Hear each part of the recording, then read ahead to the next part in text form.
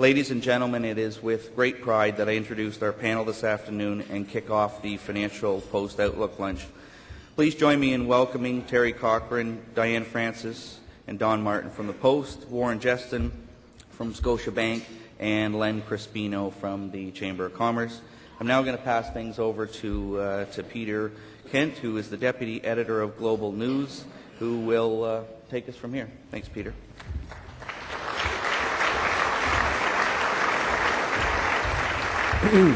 Thank you, Alan.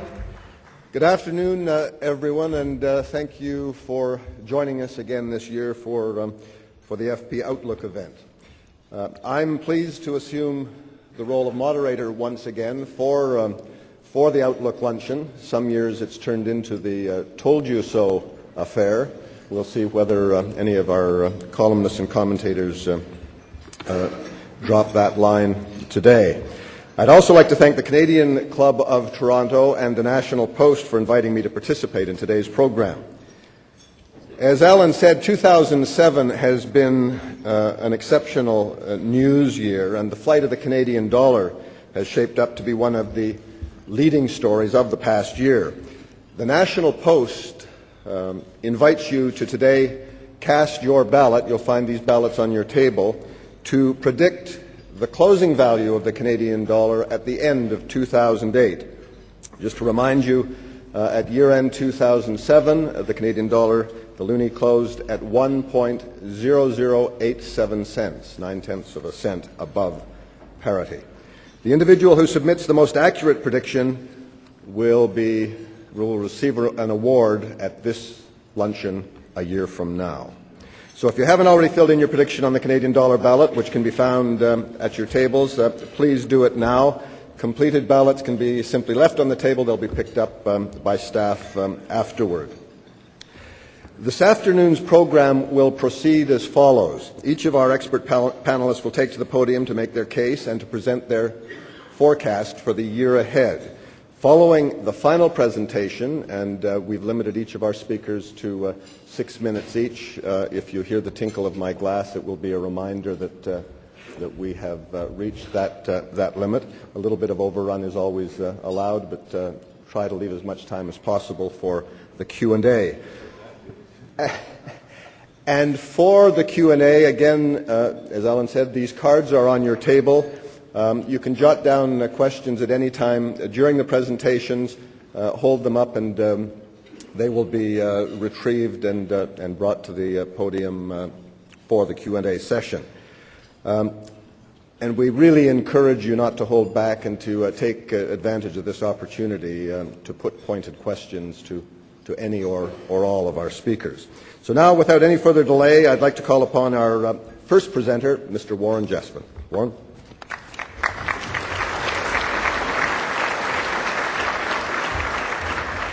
Thanks very much. Peter's given me 6 minutes to summarize what's happening in the global economy, financial markets, commodity markets, and how it impacts Canada, Ontario, and the GTA. So I have a feeling I better get going.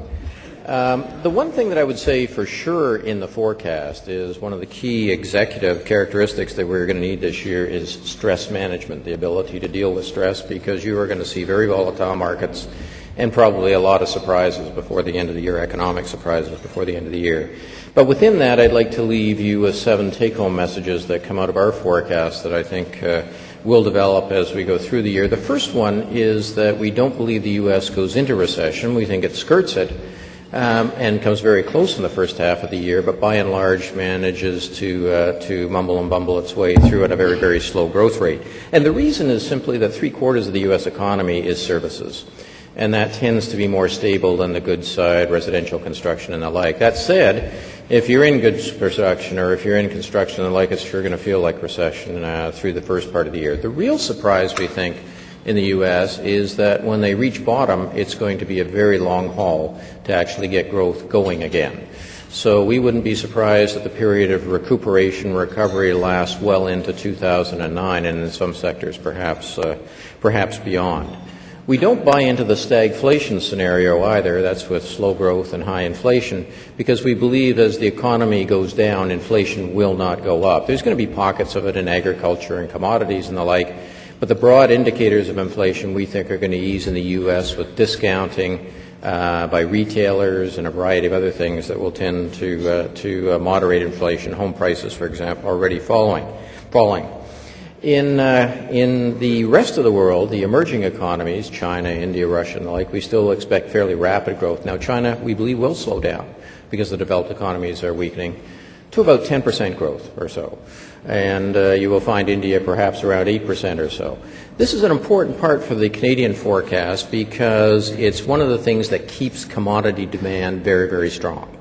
And we believe very fundamentally that the emergence of consumers that did not use oil, did not use industrial metals, did not participate in power plants that use uranium and the like, will keep the commodity markets very strong through this year. And even agricultural markets, with the advent of biofuel as an alternative fuel, are going to remain quite high. That's very, very good news for commodity producers. Our best guess is oil averages about $90 a barrel this year, up from 72 last year. It may be close, it may be not.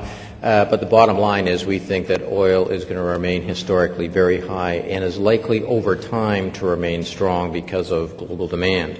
On the Canadian front, we believe we do have a performance edge over the U.S. Certainly we've got a leap in loonie that's caused a drag on the economy. We've got problems with our principal market in the U.S., but we've got some things going for us as well. Huge fiscal stimulus coming out of the economy. GST cut today. You probably paid a bit less for your coffee this morning. You're going to see a lot of stimulus coming down the pipe, whether it's at the provincial level or the federal level. Our households also have better balance sheets, not as levered as in the U.S. And as a result, we think that the residential market remains fairly well bid. We think that it's going to remain relatively stable and provide much, much more support than what's happening in the U.S., which, of course, in the U.S. it's a major drag on the economy. And if you put that together with commodity prices that remain strong and provide a big boost to the West, inevitably we think we outperform the U.S. slightly, not a lot, maybe 2.25% growth or so as opposed to something less than 2% in the U.S. The real issue, though, is dealing with a currency above parity and still being able to outperform the U.S. is a very notable achievement. It's all coming from domestic demand. Growth, as you would expect with a commodity forecast that we've got, remains best in the West. Manufacturing is going through major shifts. The tourist industry is going to have to deal with a currency at parity, and that's going to be a lagged effect because many of the convention bookings and the like have been done quite a while ago. We think these industries will be in for adjustment. They would have been in for adjustment even if the currency hadn't shot up as spectacularly, although it's a much more compressed and profound adjustment now. But even then, don't count Ontario out. I've already mentioned the fiscal side of stimulus that's coming down the pipe. We also have big expenditures on infrastructure coming down, whether it's in the hospital, education, social infrastructure, and the like, which provides a bit of a boost. Ontario also has about 140,000 international immigrants coming in each year, about 90,000 to the GTA, and that provides notable support for consumer spending and stimulus for the economy in general. And within the GTA, the concentration of health services and education and the like provides an underlying momentum that we think keeps the economy growing. Not quickly. We think Ontario's growth will be under 2%, roughly half of what we're seeing in Western Canada, but some growth is better than no growth at all. Turning to financial markets, lower interest rates are definitely in the cards in the U.S., 75 to 100 basis points, 1 full percentage point, perhaps by mid-year. The reality is if the U.S. economy goes from slow growth to no growth, the Fed will simply keep cutting until the economy begins to respond. And that puts the Fed out of sync with other central banks. Europe is still talking about raising interest rates. Japan is talking about perhaps nudging rates higher. And in Canada, we expect maybe another 0.25 percentage point or so reduction in rates. But I don't think the Bank of Canada goes a whole lot more with the amount of fiscal stimulus we have going and with a relatively buoyant condition out west. So that leads me to my fearless forecast of the Canadian and U.S. dollars. Inevitably, a lot of volatility. Just think last year we went from 84 up to about $1.10 in the space of 8 months, an extraordinary period of exchange volatility. Hopefully we're not going to have a repeat in that order of magnitude. But in currency markets, volatility is the name of the game. The U.S., we believe, on balance, its trend is going to be down over the next few years. The question is where they are relative to that trend. We believe effectively they cannot bring their trade balance or their trade deficit under control. Global investors are diversifying their portfolios away from heavy concentrations in the U.S. and also across asset classes. All of these things tend to make it more and more difficult for the U.S. to finance a trade deficit that is currently running about $800 billion a year. Can't export the way out of it. Exports are already growing double-digit rates. They've been for some time. Imports have slowed down very dramatically as consumer spending has slowed, and still that deficit remains very, very high. The only way to rebalance is for commodity prices to come down dramatically, because that represents over $200 billion of the U.S. trade deficit in oil alone, or the deficit with China begins to come down. And we don't think that if that turns, it's going to turn very rapidly at all. So the U.S. dollar remains chronically weak in our forecast, not only for 2008 but beyond. Which leads me to the loonie. Well, the negatives on the U.S. dollar, in a way, are balanced by some positives in Canada. We have a more cautious monetary policy, certainly not cutting as aggressively as south of the border. We are a resource-rich country in a resource-short world, and investment will flow in because of that. We have fiscal surpluses. We're trying to get rid of them as fast as we can, but inevitably we still have them, and we stand out in the world because of that. And inflation remains relatively well contained. All of those things suggest to me that the underlying trend in the Canadian dollar is up. The speculation amongst economists right now is, where are we relative to that trend? My suspicion is we're probably in the mid-90s right now in terms of the trend rate, but it is moving higher, so that on balance, I believe the Canadian dollar will average above parity this year and above parity next year as well. Best guess for average this year around 102, 104, and slightly higher the year after that. And that's my story today. Thank you.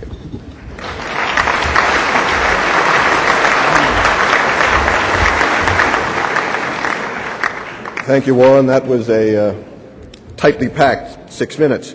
I'd now like to call Terry Corcoran to the microphone.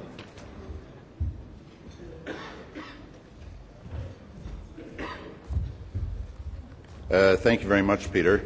And I'm just going to move your notes over here, whoever's notes those are. And thank you very much, everybody, for being here. And a happy 2008, the year of the rat in the Chinese zodiac. Now, my Chinese sources tell me it's nothing to worry about. According to official zodiac websites, it says being born a rat is nothing to be ashamed of. Some of the best people are rats. In China, the rat is respected and considered a courageous and enterprising person. Now, all of that may be true, but I also did a little bit of a statistical correlation. The year of the rat occurs every 12 years. Going back to 1948, I found that the last 4 of those 5 year of the rat years produced recession and economic turmoil. In 1948, a recession that lasted 11 months. In 1960, a recession lasted 10 months. In 1972, it led to the first major oil crisis. In 1996, the year of the rat set the stage for the Asian currency crisis. The other year of the rat was 1984. No recession, but it was the year Canada first elected the Mulroney Conservatives. So many Liberals in this crowd. And now this year of the rat, 2008, seems, though, set to deliver a multiple whammy, a rerun of the last 5 years of rat years, a recession, an oil crisis, possibly a currency crisis, and the beginning of another long run of Mulroney in the public eye. No matter how you look at it, though, 2008 does seem to be taking on ominous and somewhat dangerous qualities. Around the world, we're looking at major indicators of government-induced economic turmoil, from the global credit crunch to the record price of oil, from the falling U.S. dollar to the looming threats of massive regulation of energy and carbon use. Now, on the economic front, Warren seemed somewhat optimistic, although we're at that point in the economic cycle, as it were, where economists start to change their forecasts. And I noted on Friday that Ted Carmichael of J.P. Morgan cut a couple of basis points, or a few basis points, off his U.S. and Canadian growth forecast for 2008. and then talk of a recession in the U.S. has picked up significantly over the last few days in the United States in the wake of the unemployment report. Now, another sign of trouble, the price of oil at $100. It should come down, and it might. But on the other hand, there are a lot of people who don't want it to come down, including most governments around the world. OPEC wants high oil prices. Environmentalists want high oil prices. Canada's roundtable on the environment this morning called for a carbon tax to raise oil prices. Major political figures in the United States and Canada welcome high oil prices because they supposedly curb demand and help reduce carbon emissions. The United Nations wants higher oil prices. Now, remember when the oil industry was controlled by the major private oil companies, the Seven Sisters? Through those decades of competition and capitalist motivation, oil was cheap and it was plentiful. Now oil is mostly controlled by governments and state corporations, so oil is expensive and getting scarce. People thought the Seven Sisters were rapacious. Just wait till you see what happens when governments control things. Now, state corporations also run and own, and government-owned corporations are also expanding in other areas all over the planet. Chinese and Middle Eastern governments are bailing out American and European banks. And the greatest state-run operations in the world, our central banks, are bailing financial markets out of the credit crunch that the central banks helped create. Now, all this seems to me to be not be a good thing. Another sign of economic trouble on the horizon is the U.S. election. The field of candidates, for either party really, is dominated by interventionists. All are obsessed with energy independence, an objective that requires massive regulation of oil, market-distorting subsidies, carbon control schemes, and not to mention more regulation of the auto industry. Among the worst of these interventionists is Barack Obama, the current media darling. Now, I predict, that's a dangerous thing to do here, Obama will not survive the primaries, and I think even Clinton may take New Hampshire tomorrow by a very thin margin over Obama, and that will be the beginning of his decline. Now, not that Clinton's policies are all that much better. In fact, they're often worse. Now, in the election in November, she'll end up against McCain or Giuliani, probably McCain, and between the two of them, it will be close in November. Now, last year at this time, I predicted that there would be no election in Canada in 2007. That's still a good bet for 2008, although I'm a little less confident. Still, not one of the parties is in a position to trigger an election. The Conservatives continue to undermine their own supporters, moving to the left, and now they seem to even to reject the idea of tax cuts and seem to take some joy in warning Canadians that their climate change program is likely to bite into growth in 2008. And finally, let me close with the last item on this year's RAD agenda, the Airbus affair and the return of Brian Mulroney to public life, so to speak. Schreiber's scam. I happen to think Schreiber's scam has gone about as far as it can go. It's not a trivial issue. It's outrageous that a former prime minister should treat somebody like Schreiber like an automatic teller machine within weeks of leaving office.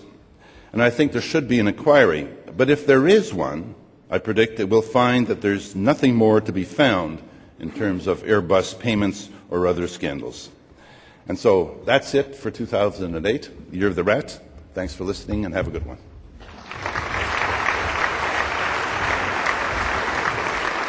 Thank you, Terence. Next up, National Post national columnist Don Martin.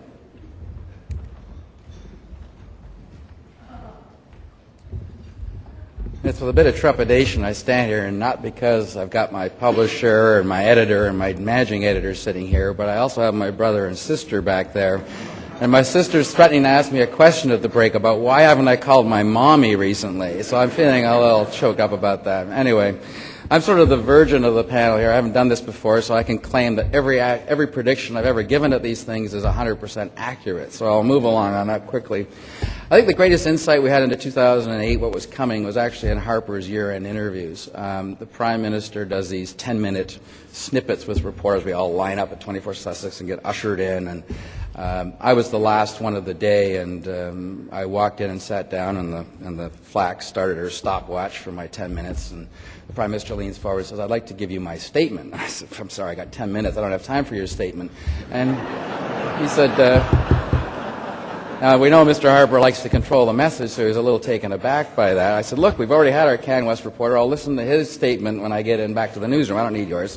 So let's move along." But actually, the statement was kind of interesting because it talked about the fact that the economy is going to tremble, and the days of guaranteed revenue stream growth and huge fiscal surpluses are probably coming to an end if Canada catches the American economic flu, which seems likely. But he also wanted to make the point that the minority government was working, in his view, and that he could see continuing to govern as long as the opposition parties would let him. But if there was an election, he was ready to fight it, and he would do severe damage to the Liberals. Unfortunately, what that means is we're going to face another 2008 that looks very much like 2007 in terms of we're going to have this never-ending referendum on the Harper minority government. We're going to have all these live broadcasts to count down votes, and we're going to have, running back and forth to the scrums in the foyer saying, "Are you going to support the government on this? Are you going to support the government on that?" And it's kind of ironic because we're finally getting a parliament that has elements that are working. You're seeing legislation passing. The Chalk River nuclear power plant situation of December was very interesting in that all four parties got together within one night and passed legislation forcing that reactor back online. You could see it starting to happen. And we're also heading into a year where there's some defining issues, finally some matters of some substance. You look at that and you kind of go, well, what is going to cause an election in that scenario? We have the New Democrats and the Bloc saying we're going to take them down at every opportunity. So that forces the poor, hapless Liberals to act as conservative toadies if they want to keep the government propped up. And if they don't prop them up, then they're going to be in an election they're clearly not ready for. So what seems to be happening is we're moving towards an election showdown that may end up with us in some sort of Seinfeldian election about nothing, beyond what the official opposition saying we're doing our duty and taking the government down without any real cause. As you know, the pundit wisdom, and that's a bit of a moxymoron, I'm sure, to most of you, but the pundit wisdom is that the March 17th by-elections will not be necessary because we'll be in an election campaign triggered by the budget taking them down. To that I go, are you kidding me? I mean, the budget... the Prime Minister has clearly signaled that this budget is going to be a prudent, no thrills, no frills budget. It's going to be one that has already dealt with the tax cut question rather effectively.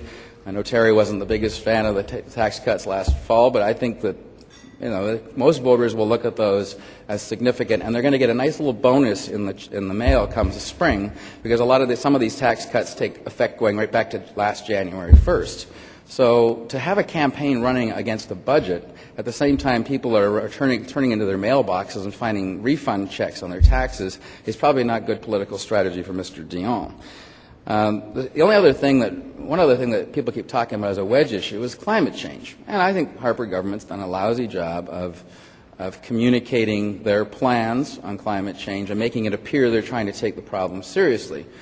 But the issue is all going to be locked up this year in regulation, not legislation. And regulations don't have to come to the floor of the House of the Commons. And they're going to be fairly heavy-handed regulations. The industry is probably going to kick and howl a bit, which is good for you if you want to be seen to be taking action on climate change. So I suggest that there's no option for the Liberals to go force us into a vote on the climate change question, at least in the spring. Let's bring us to Afghanistan. I think it would not be hard to imagine what John Manley's panel is going to predict come, I guess it will be later this month or early next month when they report. He's going to recommend that the mission be extended to 2011. He's probably, undoubtedly, going to talk about Canada putting a lot more emphasis on training soldiers and police and doing more provincial reconstruction effort and a lot less conflict role. Let that turn that over to the Afghan battalions that are now in place.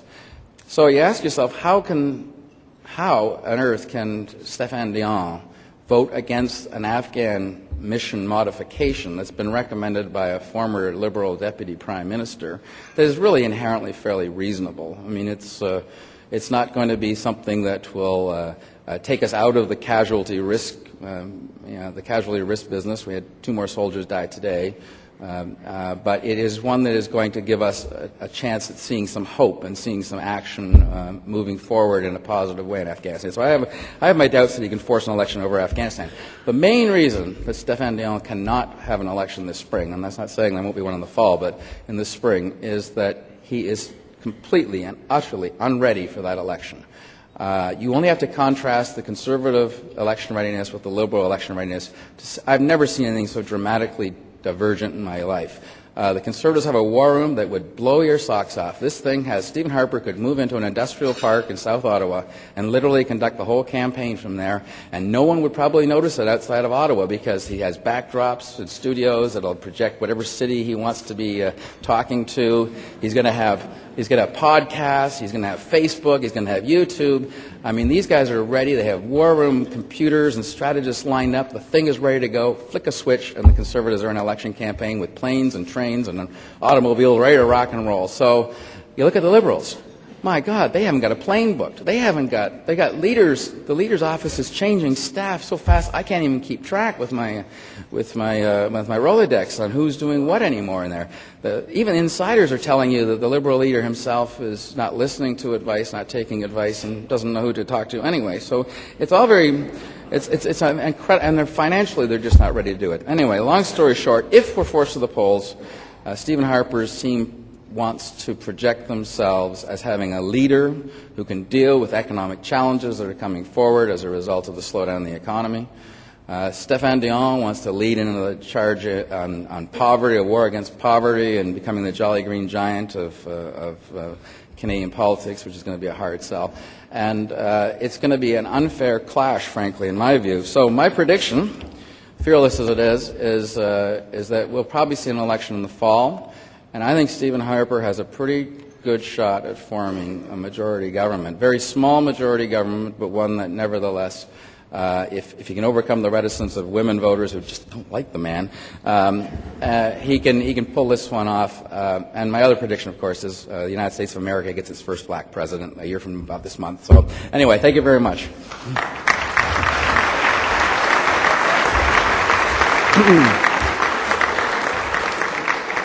Thank you, Don, for an uplifting look at the year ahead. Before I call on our next panelist, I'd like to take a moment to remind everyone of the Q&A session after the final speaker. Please be sure to put your questions down on these cards at your table, hold them up when you're ready, and they will be recovered. I'd now like to call upon our 4th panelist, Mr. Len Crispino, President and CEO of the Ontario Chamber of Commerce. Len?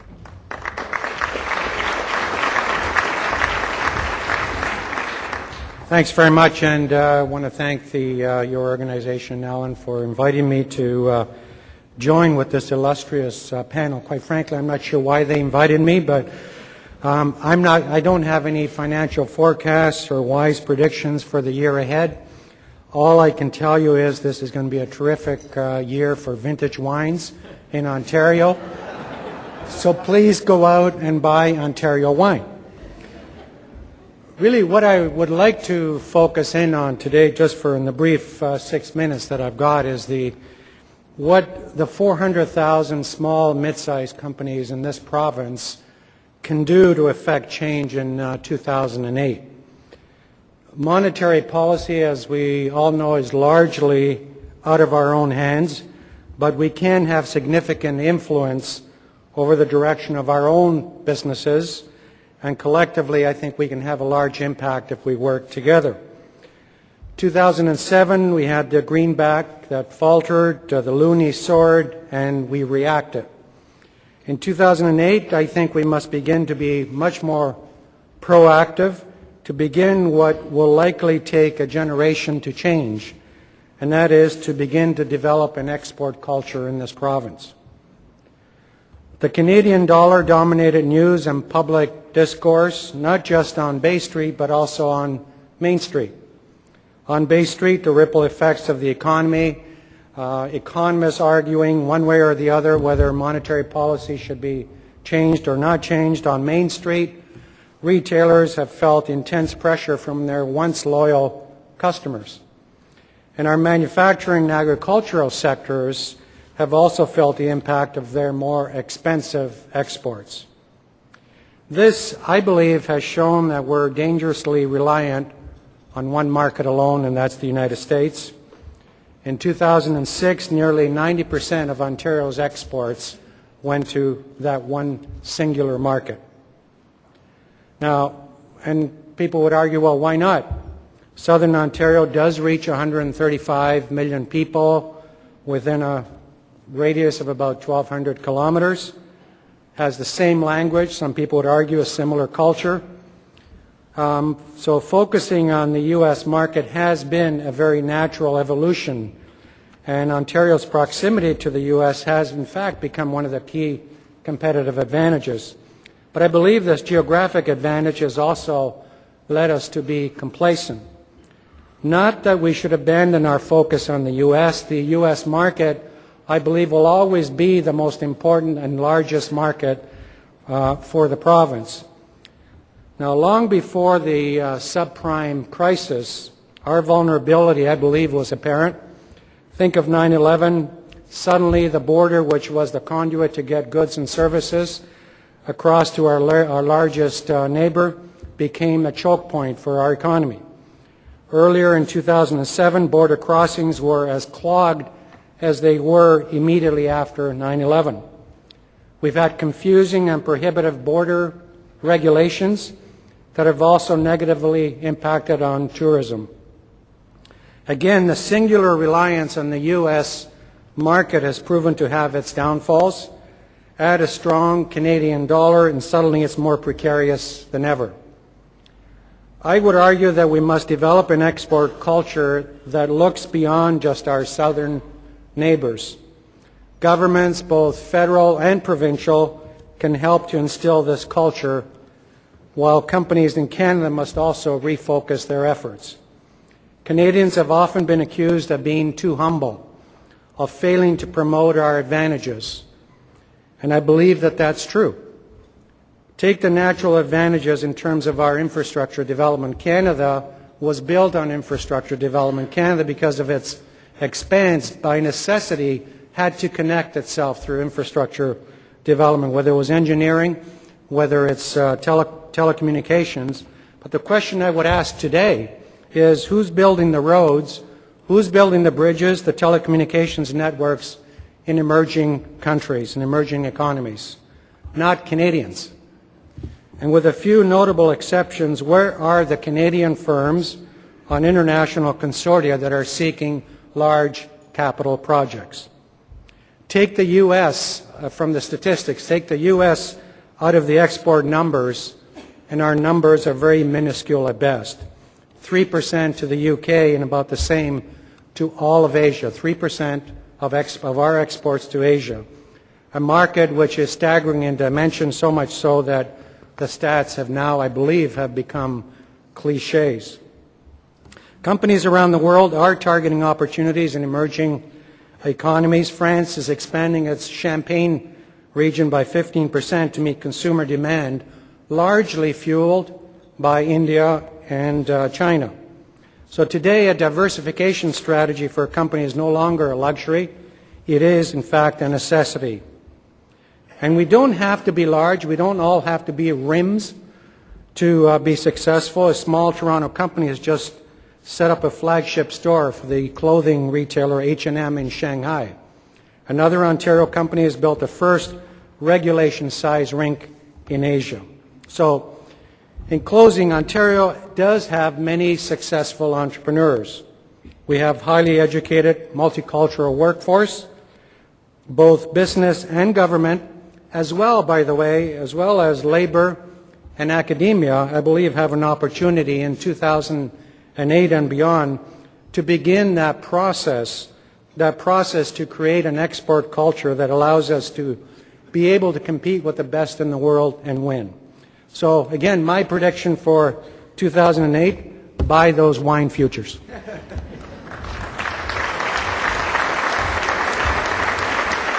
Thank you, Len.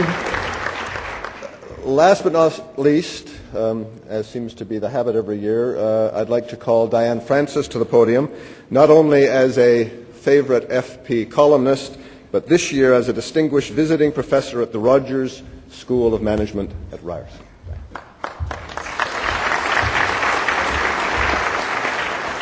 Well, I'm going to do a whirlwind tour like Warren. I'll try and get a lot in here. Last year I said that the dollar would be at par with the U.S. dollar, so I was right there, but I also said that would happen the year before, and I wasn't right. Higher oil prices, higher gold prices, I think that is a given. That's a supply-demand situation. That's China-India growth, and the United States, which I believe will continue to grow, in Canada. I think the stock market will be good this year, despite some of the subprime and other fallout, and that's because, historically speaking, the fourth year of a presidency is always the second best stock market year. Go figure, I don't understand why, and last year, the third year of a presidency is always the best of the 4 years, and that certainly was a good market. We had 4 shocks this year, something that came out of nowhere. Mulrooney telling us about all this cash that he received, confirming it. Hugely disappointing. I like Brian personally. I am forever disappointed. The subprime thing came out of the blue. I think we'll find in the fullness of time that's a massive fraud perpetrated at various levels of the mortgage and Wall Street markets. Conrad Black's conviction, I don't think I saw that as actually happening. It did. Very tragic, too bad. I like Conrad. I worked with him. That's enough said about that. The Alberta royalties were a shocker to me because Alberta is sort of very free enterprise. And you had this farmer populist become premier and undo a lot of the deals that were made by Klein's government in the back room with the boys from the oil industry, which I don't think I necessarily agreed with. But it was a pretty shocking royalty hike and wasn't a great thing for them to do reputation-wise. And we'll see. I think they'll tweak it a lot. I think there'll be an election there. Now, going forward in 08, I think we're going to hover around parity. I think gold is going to hit 1,000. I think oil is going to stay around 100. I think the Canadian dollar will continue, as I say, to not only be at parity, but go higher on occasions. And then, of course, we're going to have the big political reality show for the next 11 months. That's the U.S. election. And that's so exciting. I'm a junkie, so, it's a given that I follow it. But it's going to be an enormous distraction, and nobody is going to be able to escape it. My fearless forecast, which is on my blog today, is of course Obama and McCain will take New Hampshire, and if Obama does that handily, which it looks like he will, then South Carolina, Michigan, he's unstoppable. And McCain is going to face a real challenge in South Carolina because that undid him in 2000. The Born-Agains didn't like him. But I think this is the year of the Mavericks. I think both McCain and Obama have mutual respect, and they are very different people, but they are both Mavericks. They are both non-status quo people. They have both differentiated themselves in the past. They have the courage of their convictions. They're very bipartisan. And I think that they will and will continue to catch the imagination of the American voting electorate for right or wrong. There are some major things behind, there are some major trends that I perceive behind this development. I think, first of all, we're seeing the baton pass from the baby boomers. Idealism and ideologies. My generation, the baby boomers, were very idealistic and very ideological. That dog doesn't hunt anymore. And I think the Gen Xers, our kids, are now in charge of Hollywood, running newspapers. Our kids are not ideological and they're not idealistic. And I think Oprah and Obama and her help and so on, I think encapsulates that interest and that shift from ideology and idealism. The Americans have been very upset by the war and the fact that they're waging a war and you can't bomb people into democracy and for enterprise and the 21st century. They're learning that that doesn't work, and they're at the same time suffering from probably the worst health care system in the developed world, without a doubt. The environment is a concern, immigration is a concern, and all of those things will happen. But I think that there's a lot of negativity in the press, and I just want to set the record straight. I'm exceedingly optimistic. I think that North America is the best, most prosperous place to live and will be. Yes, the Americans are going to spend $1 billion on this year's election campaign. That's roughly half what they spend buying chewing gum. Yes, they may only grow by 2% their economy, or even 1%, but 1% economic growth in the United States represents 25% of the Canadian economy as a whole. This is a very wealthy country. The subprime is a problem. Pockets of real estate regions are in terrible depression and free fall, like Florida and Arizona, but other parts are doing just fine. And the actual stats are the home equity balance in the last 10 years for American homeowners has gone from $30 trillion to $58 trillion, even after the falls and collapses in certain neighborhoods and regions. So it's a very strong country. It's still financially very capable. There is an enormous cultural, socio-political shift underway in these results in Iowa and then in New Hampshire. And I think it marks, as I say, the passing of the baton from baby boomers like me and Clinton to our kids who are now in charge. And they don't like politics. They're not that interested. And they're not going to take positions. They just want somebody with an open mind, with an IQ. And that's certainly what Obama has. And McCain.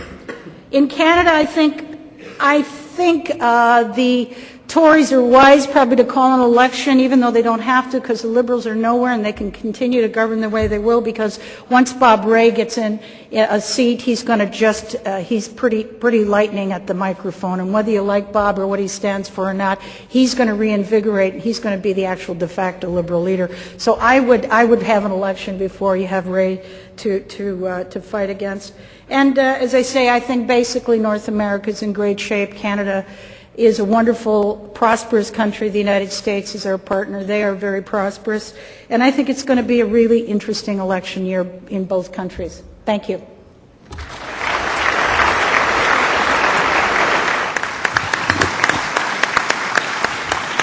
Thank you, Diane. And to keep the momentum going, we'll go straight into the Q&A. And the first question for Terry, and it is, how soon do you see the U.S. getting out of Iraq? Does it matter who wins the U.S. election? Who would ask you a question like that? I have no idea, but certainly not this coming year, 2009, 2010. It'll be a long time coming and a very slow pullout, is the best I could assess. Maybe others have different views. Diane, I don't know. Yeah, Nixon ran on a platform of getting out of Vietnam. It took him 6 years. Okay, next question for Warren, again on the U.S. election. You didn't mention the impact or not of the coming U.S. election. Will who wins significantly impact the U.S.-Canadian economies? I think whether the Democrats or the Republicans come in, the reality is the U.S. has a trade problem. And that trade problem in Congress is going to generate a more protectionist stance, whether it's process protection or something more subtle. Inevitably, I think you're going to find that the U.S. becomes a harder bargaining trading partner. Canada has an umbrella through NAFTA. It's a bit of a leaky umbrella.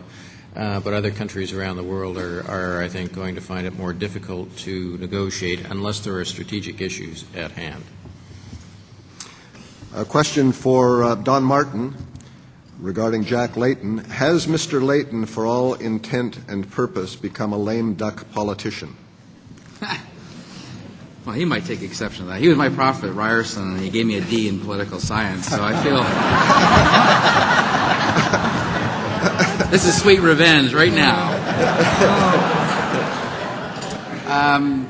Jack's very confident that he can take seats from the Liberals. I don't know why he thinks that's the case. I think people on the left will want to rally behind one party to keep Harper from getting a majority, so I think it's unlikely he'll increase his seat count.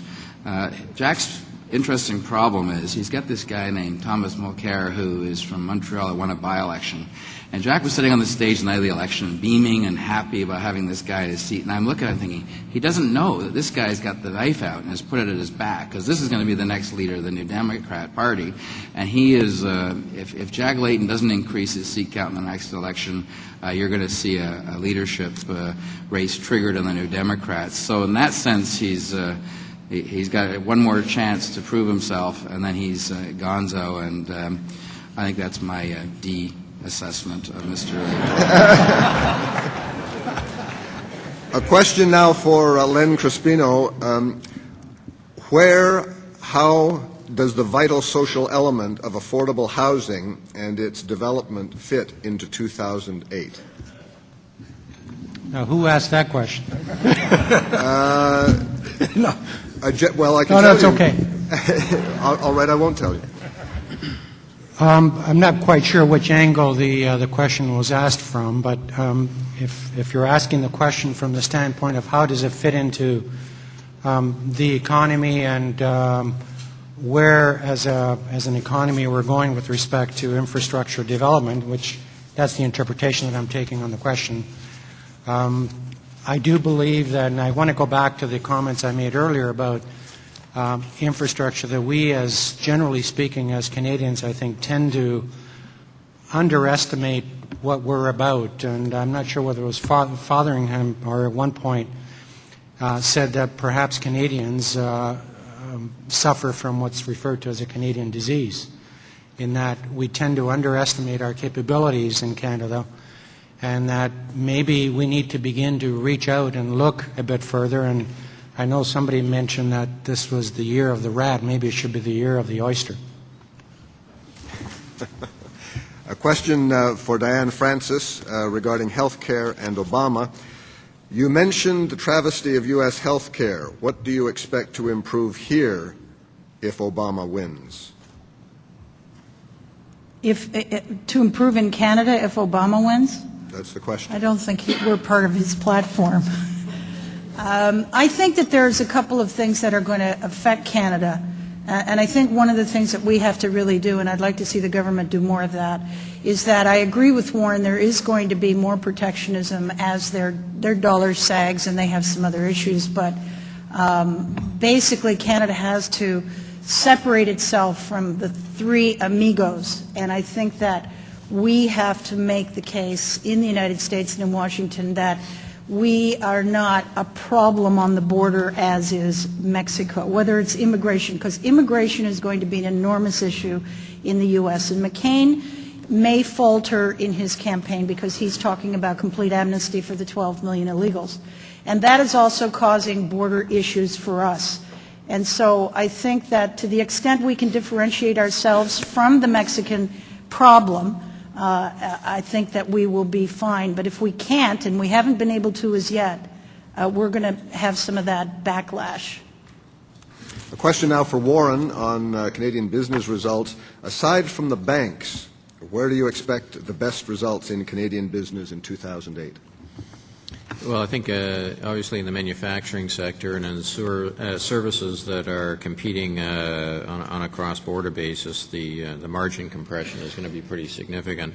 You've already seen the stock market build in some pretty optimistic expectations of what commodity prices are doing, but I think that in terms of cash flow and potential, the commodity sector and the service sector that supports the commodity sector is going to do reasonably well. A question for Don, and it spins off a remark by Dianne. Dianne said youth don't like politics. What's the impact you expect on voter turnout for any federal election in 2008? Yeah, apathy reigns at all demographic levels right now. We're getting dangerously close to the point where almost half our electorate won't vote, and that's unforgivable, really, in a democracy. But we're seeing a little bit of encouraging signs that youth are starting to take the political process a little more seriously. I was talking to one of the producers last night of this show. I Want to Be Prime Minister When I Grow Up, or whatever it is. It's sponsored by Magna International. And they're getting unprecedented responses to their show and unprecedented numbers of applications of youth that want to go on there. And I know the conservative clubs on campuses are showing a surging enrollment, particularly, as I said, for the conservatives, maybe not so much for the liberals. But, there are signs that the youth are getting involved. The podcasting that the Harper government does, I find it, horrifying to look at podcasting and seeing Stephen Harper come up on my iPod, but the youth apparently like it. So I don't despair that the youth have completely given up on politics, although apathy at all levels is something that should be addressed. Question for Terry on OPEC pricing. Will 2008 be the year when OPEC moves away from pricing oil in U.S. dollars to pricing in euros, or a basket of currencies?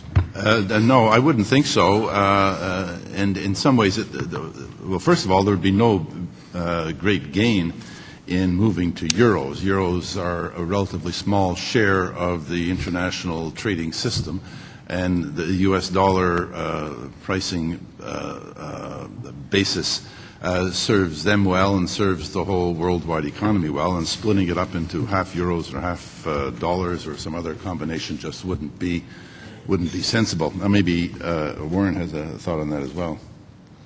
I mean, it's talked about a lot. I think there are two issues. One, you've got to remember that one of the reasons why oil has shot up so dramatically is because the U.S. dollar is so weak.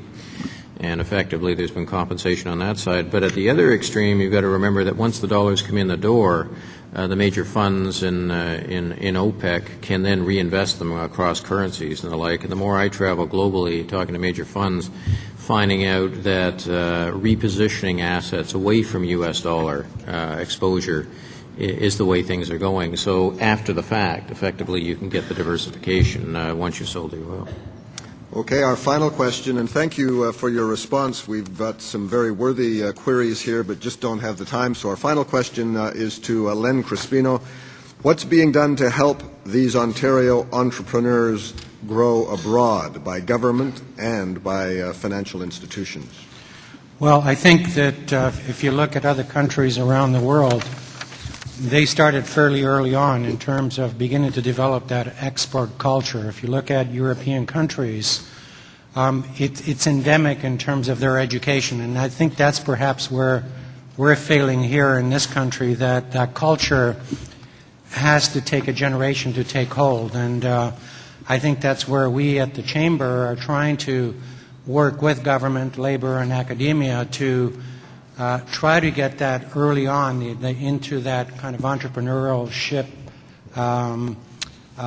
focus, and so that people are able to kind of look beyond just their own borders and to look at the opportunities that exist elsewhere beyond our immediate borders. Okay, thank you, Len. And that concludes our Q&A session. Before I turn the podium back over to Alan, who will adjourn the meeting, I'd just like to remind everyone to take advantage of the complimentary National Post subscription that is provided for you all today. These cards are on your table. It will entitle you to a 30-day complimentary digital or hard copy subscription if you are not already, as you should be, an avid subscriber to the paper. I'd like to thank all of our panelists for their participation today. Thank you for joining us. Thank you once again to Alan Odette and the Canadian Club of Toronto, to Gordon Fisher and the National Post for putting on a great event.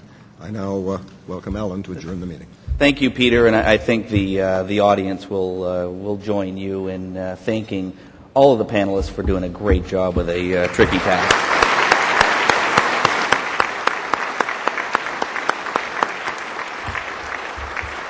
In light of this past year's surprising turn of events, predicting the course of the year to come takes some fearlessness. The American commentator George Will once said that the future has a way of arriving unannounced. We're all here this week into the new year. The future may have arrived unannounced, but it might well prove to be very entertaining house guest. Thank you again to the members of our intrepid panel for their valiant forecast for the coming year. I've made note of the the dollar predictions. And thank you as well to the Financial Post for hosting this great event this afternoon, the first of many more important, entertaining Canadian Club gatherings in 2008. I thank you all for joining us today. Welcome to the year 2008, and have a terrific afternoon. Thanks.